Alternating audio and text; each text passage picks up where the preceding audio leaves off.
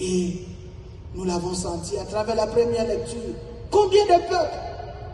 Tout le monde est uni grâce à l'Esprit Saint autour de la parole de Dieu.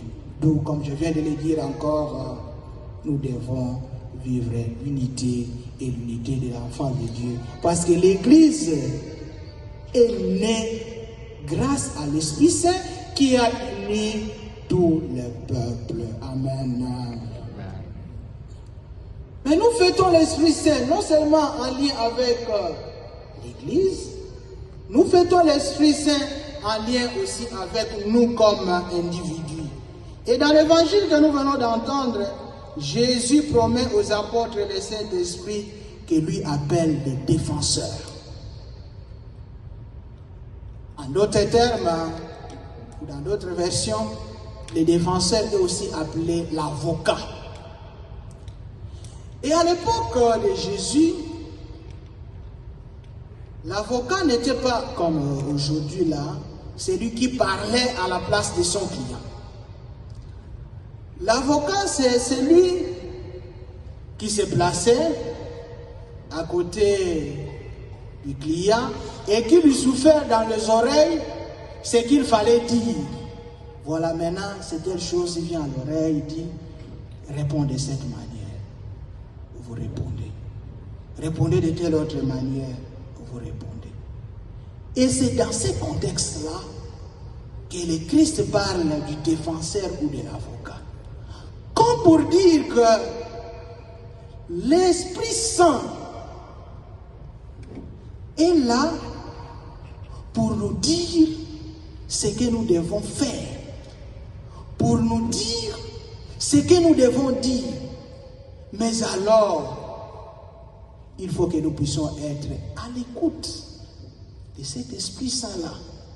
Parce que si vous êtes là, l'avocat vous dit que vous devez dire A, vous dites B, vous êtes libre. Mais au moins, l'avocat vous dit, si vous voulez être sauvé, si vous voulez gagner ces prochains, dites A. Et ainsi se passe notre vie. Nous avons l'avocat qui est l'Esprit Saint, qui nous dit ce qu'il faut faire, mais nous avons aussi le diable, qui est là, qui nous bouscule pour que nous ne puissions pas faire et dire ce que notre avocat nous propose. En fait, l'avocat ne nous impose pas, il nous propose. À nous alors d'écouter, parce que l'avocat ne nous apprend que des bonnes choses, ne nous dit que des bonnes choses qu'il faut faire. Et ces bonnes choses, c'est ce que nous avons entendu dans la deuxième lecture, les fruits de l'Esprit Saint. L'Esprit Saint nous invite donc à produire de bonnes œuvres. L'amour, la joie, la patience, la bonté, la fidélité, la douceur, la maîtrise de soi et toutes les autres bonnes choses. On peut ajouter le pardon, l'humilité. Chacun peut, toutes les bonnes choses. C'est ce que l'Esprit Saint nous propose, que nous devons faire. Mais est-ce que nous écoutons l'Esprit Saint? Parce que à côté de l'Esprit Saint, comme je l'ai dit, nous avons le diable, lui aussi qui nous propose ces histoires. Et il nous pousse à pouvoir les faire. Et nous l'avons entendu, toujours dans cette deuxième lecture, l'inconduite, l'impureté, la débauche, la sorcellerie, la haine, la jalousie, les divisions.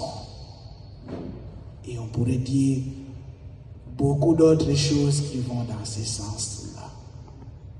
Qu'est-ce que nous choisissons? C'est dire donc à chaque fois que nous sommes là en train de jalouser les autres, à chaque fois que nous sommes artisans de division, nous avons refusé d'écouter l'Esprit Saint. Nous avons préféré suivre la voie du diable. Et lorsque nous suivons la voie du diable, la même parole nous dit finalement que nous ne mériterons pas du royaume des cieux. Et mes frères, j'aimerais que nous puissions comprendre que nous ne sommes pas sur cette terre pour rechercher les avantages de ce monde. Je l'avais dit dernièrement, qu'il pleuve, qu'il neige, sachant que nous allons finir sur cette terre. Et ce que nous cherchons, c'est le royaume des cieux.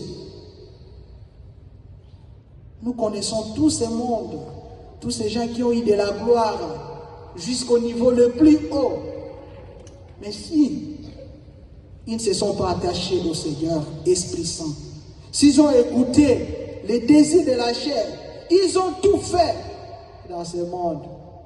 Mais en fin de compte, Dieu seul sait là où il se trouve.